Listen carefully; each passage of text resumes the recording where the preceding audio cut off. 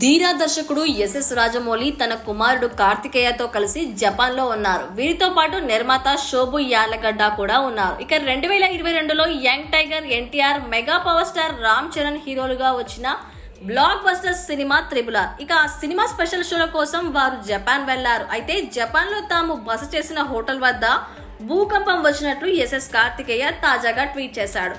జపాన్లో ఇప్పుడే భయంకరమైన భూకంపం వచ్చింది. మేము 28వ అంతస్తులో ఉన్నాం. భూమి కంపించడం ప్రారంభించింది. భూకంపం అని గ్రహించి భయాందోళనకు గురయ్యా. కానీ చుట్టుపక్కల ఉన్న జపనీయులు పెద్దగా పట్టించుకోవడం లేదు. నేను భూకంప అనుభూతి పొందా అని పేర్కొన్నాడు. అలాగే ఈ ట్వీట్కి భూకంపం సమయంలో తన స్మార్ట్ వాచ్లో వచ్చిన వార్నింగ్ ని ఫోటో తీసి కార్తికేయ షేర్ చేశాడు. దీనిపై అభిమానులు తమదైన శైలిలో స్పందిస్తున్నారు. వారు క్షేమంగా తిరిగి రావాలని కోరుకుంటున్నారు.